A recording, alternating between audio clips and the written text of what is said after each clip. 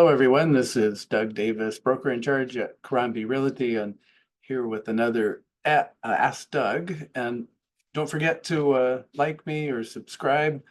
It all helps. Appreciate that. Today, I wanted to talk about it's like on everyone's mind because it never stops. Especially if you're dealing with an agent dealing with escrows or the listing, and you have an appliance break, and the homeowner is away or lives on the mainland, the unit's vacant or it's tenant occupied, or you're a property manager. Every place has appliances break, and so here's just some thoughts to think about, or tips, if you will, on some things that could help you get through the minefield that you must navigate to get a new appliance repaired or replaced. I figure it takes about 15 phone calls, maybe even double that, to get a new appliance installed, finished, done. Don't have to talk about it anymore. So there's a lot of things to do. Okay, so let's start with it. So let's just say it's a washing machine.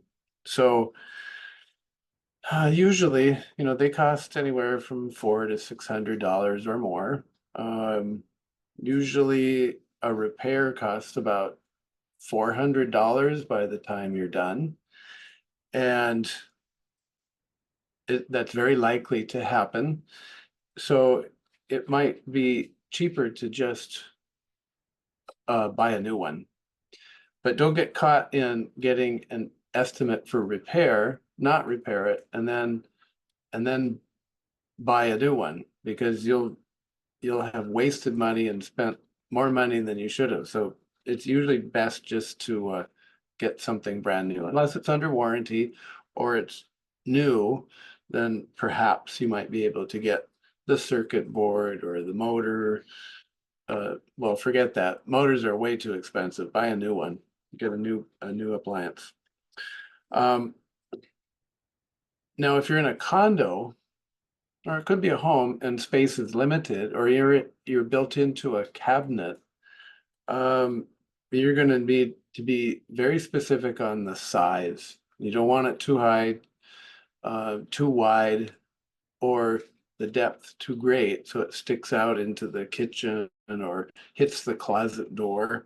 So what you've got in there is worth doing a little research. So look for the model serial number and see if you can buy the exact same appliance. They won't have it though. It's gone. You'll have to buy something else, and it'll be a different size. That would be normal. But what you can do is still take the old model number and Google it to get the dimensions of it. Or if you're lucky, if you still have the original documentation, it might have it on there, but usually you won't find that at all, ever. And you want to get that model number. You might even want to Google where to find the model number, because, oh my gosh, they hide them. um, you may not even be able to find it, but if you do, then Google the dimensions of that appliance. It will usually be in there unless the appliance is really old. But if you can find it on Google, you just got lucky and you have the exact dimensions. Okay, so you want to do something like that or smaller. Okay. If you have to measure it, there's a trick. If you measure it, there's 3 dimensions, right? Width, height, and depth. You want to get all 3, but you want to get 6 measurements, not 3 measurements. You want to do the top of the box and the bottom of the box. You want to get the depth on the top, the depth on the bottom, same with the height.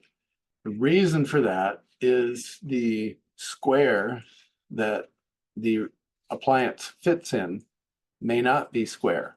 It may be crooked, and the appliance won't fit because it's smaller in the back than it is in the front where you measured it. So That means pulling the appliance out too, so you can get accurate measurements. So it gets harder. Um, you've got to do this quickly because it's horribly inconvenient, especially if it's a tenant or you're in escrow and you got to get to closing and they're not in stock. We still have COVID hemorrhaging from distribution problems. It's still happening. So it may be a month before you get a refrigerator. Well, do you buy a temp refrigerator to tide the enormous amount of lag time that might take? And maybe put any kind in the, a cheap secondhand one and put it in the refrigerator, although that would be inconvenient, but certainly necessary.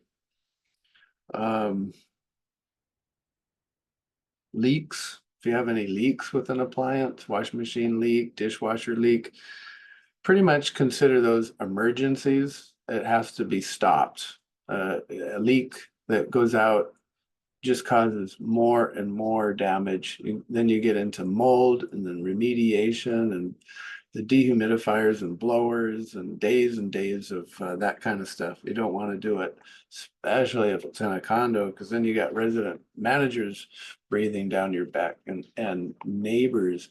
A leak can go down. I was in Mott Smith, Laniloa years ago, and I think it was like 25th floor, and it had leaked down all the way down to the basement and all of the units in between.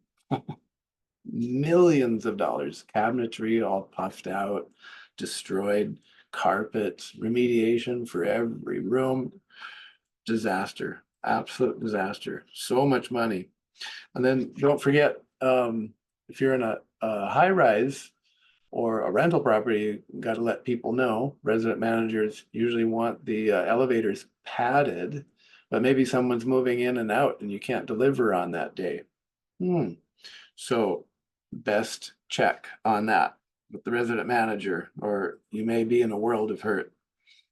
Or if you can get the appliance person that was doing an estimate for repair to at least measure for you, even though it can't be repaired, it's too costly, which it usually is. That's just an idea. Anyway, so those are just some tips to think about, again, for property managers or listing agents, homeowners that have appliance to be repaired. Okay. Again, if you're enjoying these, please like me. And if you have any property management needs, listing or selling, buyer needs, please let me know and keep the questions coming. Thanks much. Until next week. Thanks.